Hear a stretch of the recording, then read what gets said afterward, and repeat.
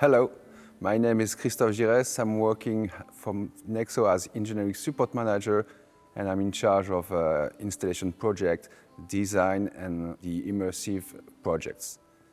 First of all, talking about immersive is a matter of vocab, because some say spatial audio, some say 3D object-based mixing. As we know, immersive is a long time. When you go into a cathedral, for example, and you close your eyes, sounds come from everywhere. So it was the first immersive experience you can have a very long time ago. Now immersive is not a trend. This is not the future, this is the present. Young people now are listening music with their AirPods, and most of the time they are not listening music in stereo format anymore. Most of the time they are listening music in Atmos format. So that's why the immersive sound, the 3D sound, comes now to the consumer audio. And now in the audio pro market, we have to adapt and to be able to follow this new way of listening sounds. First thing is the studio. Now sound engineers making more and more mix in 3D formats. And so the question is how to start your project and build your project in a studio, and after that go on tour. How to technically adapt your mix and be able to upscale your mix from one venue to another, from one theater to an arena, for example. So you have recorded your track just like we did today with this project. We have a session, make it with Pro Tools, and how to reproduce all the movements created by the artist into this venue. Second part is about live concerts. How to bring better image and localization for all the audience. First example is when you go to a theater, maybe a small one, and you're facing to the right point. It could be a line source, it could be a point source. You are facing to this point and you're listening, maybe the actor is coming from the right of the stage. Okay, it's fun, you're listening at the right, but when this guy go to the left of the stage, you're still hearing this guy in the right speaker. So you missing coherency between what you see and what you're hearing. And for me, for small and mid-sized venue, it's a great opportunity just to bring a frontal system with, like we have in the part of the system, 5 points. It could be line source or point sources, depending on the size of the venue, okay? But it helps a lot to keep this coherency. And when the guy will move from the left, you will hear exactly where is it. So it's a main benefit to have a frontal system.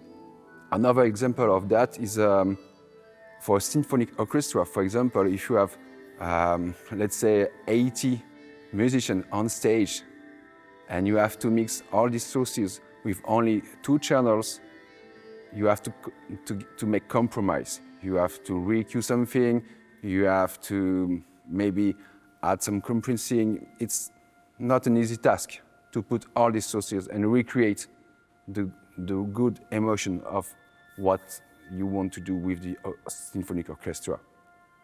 But having a frontal system, it's the same thing. When you will hear the harp at the right, everybody in the audience with the immersive frontal system will hear and can say the harp is just there and the cello here are over there. And it's a good improvement for everybody in the audience. So for me, this is the first part, this is the frontal system with the live things, acoustical instruments and so on. The second part of the application of the immersive concept is to have something, this is not focused to the frontal system. I mean, if you're listening EDM, just like we did today, so it can go in every direction.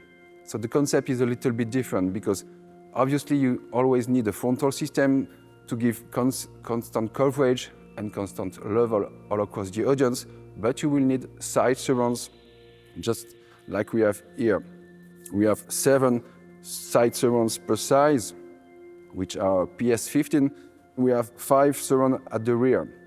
And we have also to give the 3D elevation, the 3D movements We have tops, we have small compact speakers with subs also on the top. We have 4 rows of tops, which allows to the composer to bring the elevation of each movement in the venue and give a great experience to the listeners. This way of design is a little bit different because using a line source, you're searching to have a constant coverage and SPL all across the audience, at the end of the audience. But in this case today, we decided to have a small decrease at the end of the audience. Why? Because when you are at the end of the audience, you are also very close to the rear speakers. And so we wanted to keep a good ratio with the front and the back system. If not, you won't hear properly the rear effects. That's why.